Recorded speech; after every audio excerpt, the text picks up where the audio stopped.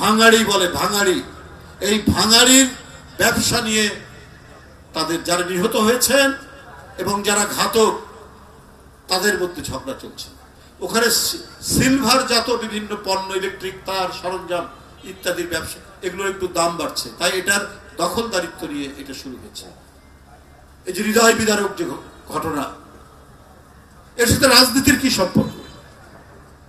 আমিনুল ঠিকই বলেছে যে আমরা গতকাল দেখছি যে কিছু রাজনৈতিক দল এটাকে বিএনপির সাথে কালার করার, রংচং দেওয়ার চেষ্টা করছেন।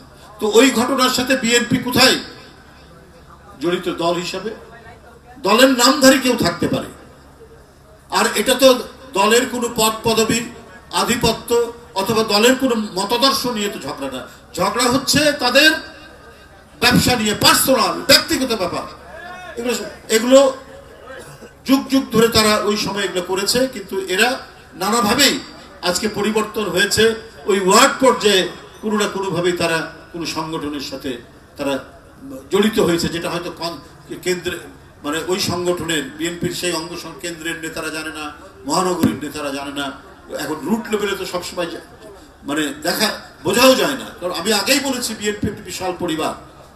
কিন্তু গতকাল ঘটনা ঘটার সাথে সাথে যারা দায়ী তাদেরকে আজীবন বহিষ্কার করা হয়েছে। কারণ এটাই যে কোনো ধরনের অপকর্ম, সংঘাত, রক্ত ঝরানো, মানুষ হত্যার সাথে যারা জড়িত, এদের বিএনপিতে কোনো ঠাঁই নেই। বিএনপি বিশ্বাস করে মানবিক মূল্যবোধে যারা বিশ্বাসী, আইনের শাসনে যারা বিশ্বাসী। বাংলাদেশে বিচারের ভিত্তি হবে মানবিক মূল্যবোধ এবং ন্যায় বিচার।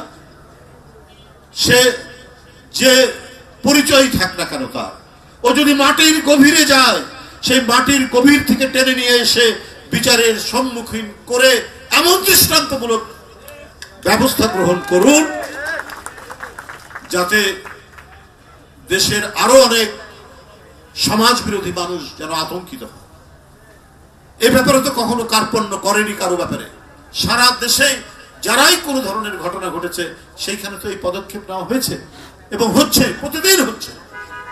কিন্তু ওই দুই একটি রাজনৈতিক দল আপনারা মিছিল করেন, আপনারা বিএনপির উপর চাপানোর চেষ্টা করেন।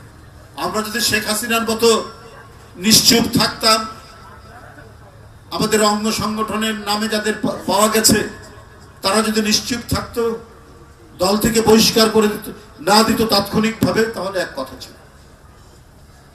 কিন্তু দল এই মর্মান্তিক হত্যাকাণ্ড এবং এই দুষ্কৃতিকারীদের